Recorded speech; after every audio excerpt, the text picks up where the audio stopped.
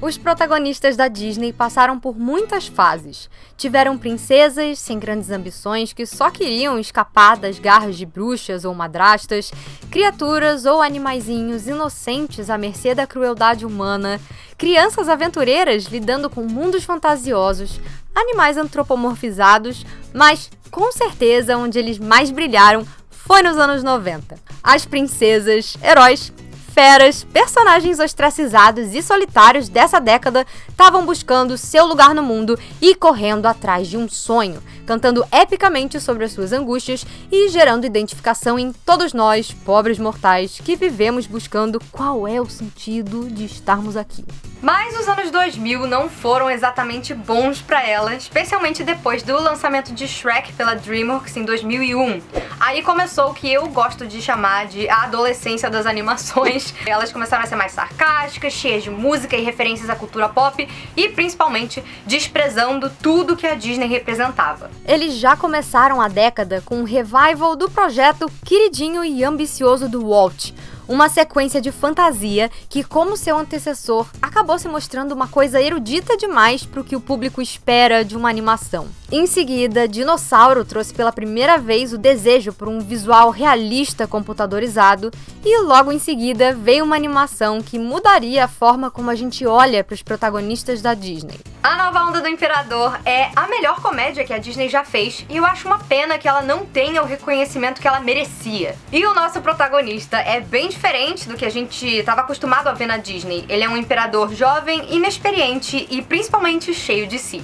Ele vive mergulhado em riquezas e tem um ego maior que o seu palácio. Ele não se importa com os seus súditos que vivem na extrema pobreza, até que ao despedir a sua conselheira, ele vira alvo da sua raiva e acaba transformado em uma lhama por engano e é mandado para bem longe de casa. Agora, junto do Pátia, que é um camponês simples que só quer salvar a sua vila de ser demolida para se tornar o resort de verão do imperador, ele vai entrar numa jornada de volta para o seu reino e aprender uma coisinha ou duas aí sobre humildade no caminho. Mas vamos combinar que todo mundo adora os vilões da Renascença da Disney, porque de todos os que eles já fizeram, esses são os mais divertidos, carismáticos, engraçados e que principalmente fazem todo mundo de escada pra piada. E por mais que a Yzma e o Kronk sejam absolutamente perfeitos, é o Kuzco que, na real, acaba causando a maior parte dos seus próprios problemas, né? Ele que causa a maior confusão na jornada dele com o Pátia, e a Yzma e o Kronk são mais o alívio cômico, porque eles são perfeitamente incompetentes. Amo. O Imperador segue essa mesma cartilha dos vilões da Renascença, com um visual marcante, codificação queer. Ele acaba passando de vilão cômico a anti-herói ao longo do filme, e o seu carisma conquista todo mundo que tá assistindo, desde que ele era um babaca, pra ser bem sincera. E aí a gente chega em 2002 com o lançamento de Lilo e Stitch, que, ao contrário dos outros filmes da década, foi um dos poucos que teve reconhecimento e que arrecadou algum dinheiro. Aqui, o marketing da Disney já tinha entendido que a imagem do estúdio precisava se desconstruir e eles fizeram a campanha mais legal para uma das suas animações. O Stitch invadiu os filmes mais famosos da Renascença, como A Pequena Sereia, Bela e a Fera, Aladdin e O Rei Leão, subvertendo, zoando tudo e principalmente fazendo piada com os personagens na mesma vibe do Kuzco. Mas apesar desse sarcasmo na divulgação, o filme é uma das animações mais lindinhas que a Disney já fez, mostrando a vida difícil das irmãs Nani e Lilo Pelekai. Nani cria sua irmãzinha depois da morte trágica dos pais, mesmo ainda sendo bem nova. Ela se vê tendo que trabalhar muito, cuidar da casa e da irmã, que obviamente ficou cheia de trauma e tá numa fase muito complicada, cheia de raiva acumulada, se sentindo isolada, incompreendida e sem amigos. A sua personalidade esquisitinha é extremamente charmosa e casa perfeitamente com a do Stitch, que é esse alien único criado num laboratório pelo cientista Jumba e cuja programação é destruir tudo que ele vê pela frente. Fugindo da Federação Intergaláctica, ele acaba caindo na Terra e aí ele é adotado pelas irmãs ao ser capturado por um canil e confundido com um cãozinho. E ele só topa, na real, ir com elas porque ele vê que o Jumba já tá ali na Terra tentando capturar ele e que se ele tiver com as duas, tecnicamente eles não têm o direito de intervir. E como se a vida da Nani já não fosse extremamente difícil, Tudo piora no começo do filme quando um assistente social faz uma visita até as duas pra checar como tá a Lilo e pega elas num momento péssimo, o que põe a guarda da menina em risco. Durante o filme, a Nani faz de tudo pra provar que ela é capaz de cuidar da irmã e tentar impedir que a sua família seja ainda mais destroçada. A Lilo, por sua vez, só quer um amigo, e quando ela consegue adotar o Stitch, ela acha que é capaz de fazer com que ele aprenda a se comportar, mesmo com um alien fazendo de tudo pra trazer o caos pra dentro de casa e do lado de fora também. No meio do caminho, os dois percebem que sentem o mesmo vazio e eles criam uma das amizades mais fofas da Disney. O Stitch foi o único personagem da Disney dos anos 2000 que realmente ficou tão famoso que ele transcende o seu próprio filme e segue sendo um dos mais populares até hoje, seja nos parques da Disney, nos merchandisings e principalmente com os fãs, né? Mas também, como não amar esse monstrengo propagador do caos, que também consegue ser fofinho e vulnerável que nem um cãozinho num dos filmes com mais coração da Disney. Lilo e Stitch é simplesmente maravilhoso, ele tem uma mensagem linda sobre luto e solidão infantil e como a nossa família vai muito além só dos laços sanguíneos. Ah, sim, e ela também é tão divertida e bem-humorada quanto ela é emocionante, então é aqueles filmes que são uma delicinha de ver e rever. O sucesso foi tamanho que ele ganhou uma atração na Disney, 3 sequências direto pra vídeo, Stitch Deu Defeito, Stitch o Filme e Leroy Stitch, um seriado no Disney Channel e versões anime no Japão e na China. Sério, gente, é surreal o quanto ele é famoso na Ásia. Esses 2 shows são focados mais em crianças pequenas, mas é a Ásia, não é mesmo? Então, na versão chinesa, por exemplo, o Stitch tá no pôster ali gigante, ele tem tipo uns blasters e uns tentáculos. E na japonesa, apesar de não ter violência, ele trata de alguns temas mais maduros que, obviamente, foram cortados na hora de dublar e levar para os Estados Unidos.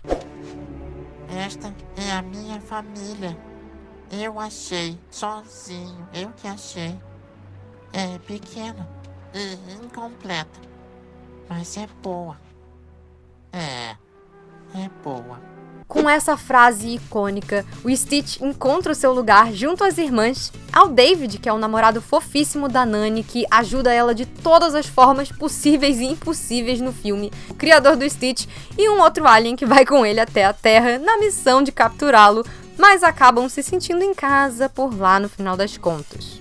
Mas o que será que tá por trás dessa fama enorme, desse carinho gigante que as pessoas têm pelo Stitch, né? Pra mim, pelo menos, eu consigo identificar na base da construção dele um elemento muito maneiro de um dos romances trágicos mais famosos aí da literatura, que é o Frankenstein, da Mary Shelley. A história trágica sobre o cientista que voou perto demais do Sol e tentou se equiparar a Deus, criando um homem a partir de partes de cadáveres revividas através de impulsos elétricos e ao inferno que tanto o criador quanto a sua criatura foram condenados, é uma das maiores obras de ficção científica da história. Apesar da maioria das pessoas enxergar o principal tema de Frankenstein como um cautionary tale sobre não tentar desafiar os limites da humanidade, o que mais me toca, na real, é a história de solidão da criatura que só queria pertencer. No livro, ela parece bem menos que o seu criador.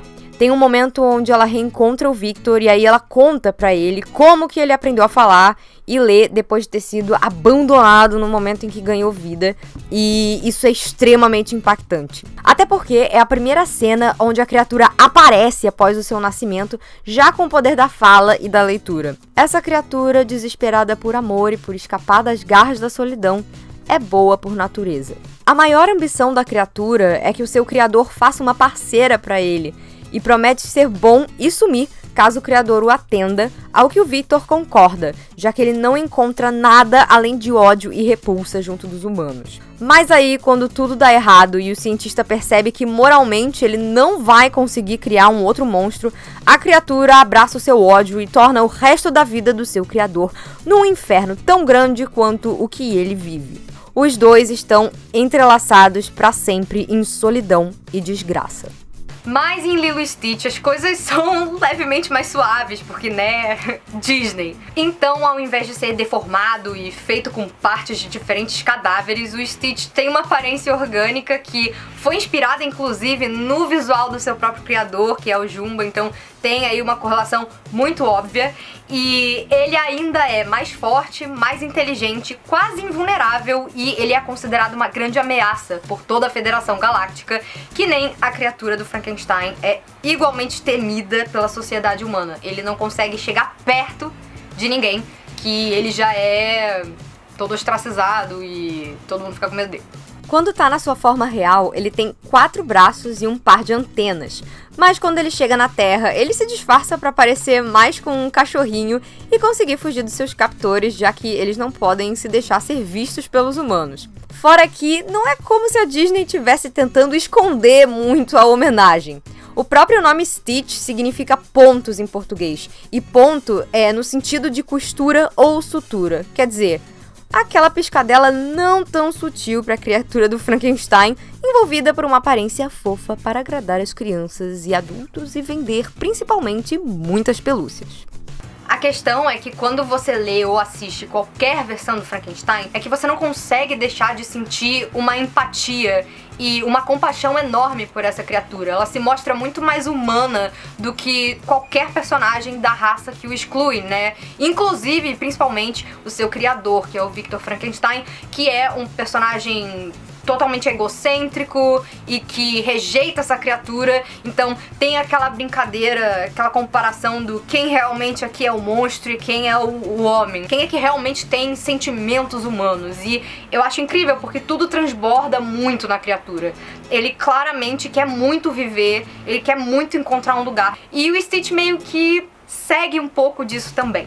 A solidão e a angústia da criatura transbordam no Stitch através desses impulsos violentos que ele tem como natureza primária. Ele destrói tudo porque ele só não sabe reagir de outra forma. Mas o Stitch faz o caminho inverso da criatura da Mary Shelley, e depois de conviver um pouco com as pessoas na Terra, ele começa a entender que essa raiva vem de uma solidão. E aí, lá na casa da Lilo, ele encontra um livro que conta a história do Patinho Feio e ele se identifica imediatamente com o personagem título. Ali é a primeira vez que ele para pra pensar sobre algo ao invés de só ceder aos seus impulsos violentos. E é a partir desse momento que ele fica obcecado em encontrar os seus iguais e o seu lugar. Chega a um ponto em que ele abandona a Lilo por ver o amor entre as irmãs e ele resolve partir em busca da sua própria família. Na hora de ir embora, ele leva apenas um objeto com ele: o livro. Em uma das cenas mais lindas da Disney, ele para no meio de uma floresta e ele começa a dizer que ele tá se sentindo sozinho, sabe? Meio que chamar pela mãe dele, da mesma forma que o Patinho fazia no livro. Depois ele questiona o seu criador aonde que tá a família dele, e o cientista diz que ele foi criado em um laboratório e que, assim como a criatura de Frankenstein, não existe mais ninguém como ele e nenhum lugar pra ele no mundo. Mas aí o filme nos mostra que não é bem assim. A essência do que nos torna humanos é que nós somos animais sociais. Nós não nos damos bem com a solidão. Ao contrário da criatura do Frankenstein, o Stitch inicialmente segue esses instintos violentos e destrutivos que, segundo Jumba, fazem parte de quem ele é e por isso não podem ser renegados. Só que ele tá errado e o alienzinho encontra sim afeto naquela menininha e na sua família não tradicional. Dito isso, eu acho que o Lilo e Stitch ele acaba indo um pouco mais pros lados do Jovem Frankenstein, que é uma versão aí feita pelo Mel Brooks, aonde o neto do Victor Frankenstein cria sua própria versão da criatura e meio que o contrário acontece, né? Ele não abandona a criatura, que já vem com umas tendências mais violentas, e ele mostra compaixão e faz com que essa criatura encontre a sua própria humanidade. O mais interessante é que essa criatura acabou sendo feita sem querer, com um cérebro considerado anormal, e é por isso que ela tem reações e instintos violentos. Só que com a insistência e o apoio do seu criador, que inclusive compartilha parte do seu próprio intelecto com ele no final do filme, que que ele encontra sua própria humanidade. O Stitch, assim como o Cusco, também cria vários problemas durante o seu filme que colocam a guarda da Lilo em risco. A gente vê que conforme o tempo vai passando, ele realmente tá em um conflito interno contra a sua própria programação, mas ele não consegue deixar de causar problema para as irmãs. Ele foi pensado de forma parecida com o Cusco, mas a abordagem dele em si acaba sendo bem diferente porque ele realmente nunca teve escolha. O Stitch sempre foi um experimento, uma criatura indesejada, e justamente pelo contraste e a identificação que o filme faz dele com a Lilo, que a gente consegue enxergá-lo como um anti-herói desde o começo. Lilo e Stitch bate fundo demais porque, além de ser uma história cheia de ação, diversão e bom humor, ela tem uma mensagem especial sobre trauma e depressão infantil. Ela retrata de forma bastante real uma menininha reagindo à morte dos pais e que é taxada de esquisita pelas colegas, cuja irmã acaba tendo que meio que virar a mãe dela. Ela não se sente compreendida. E se tem uma coisa que qualquer ser humano entende é o medo de ser rejeitado, o medo de não ter um lugar. Ele termina te mostrando que não importa o quanto as coisas pareçam estar ruins, em algum momento você vai sim encontrar alguém que te entenda e alguém que te acolha. Como uma criança com um transtorno de déficit de atenção e hiperatividade, uma coisa que me prejudicou muito, eu passei 8 anos num colégio onde não importava o que eu fizesse, as pessoas não queriam se aproximar de mim. Eu desenvolvi um medo imenso de me expressar, uma necessidade de chamar atenção e várias carências afetivas que eu tenho que lidar até hoje em algum grau, apesar de eu já estar consideravelmente melhor. E Lilo e Stitch me trouxe muito conforto desde o seu lançamento por causa disso. Eu conseguia me enxergar ali de alguma forma e tirar forças quando tudo estava pesado demais. Então, Lilo e Stitch sempre foi muito especial para mim. Fora isso, o filme ainda tem como palco a cultura havaiana, que é lindíssima, designs incríveis e super diferenciados dos personagens, como por exemplo o corpo realista da Nani e os rostos com traços não brancos, o que na época me pegou bastante de surpresa, uma trilha cheia de Elvis, contato com a natureza e uma sensação de liberdade, por mais que a gente esteja tecnicamente numa ilha isolada.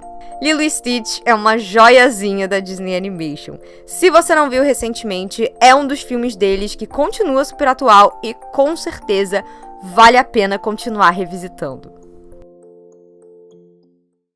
When you wish upon a star, your dream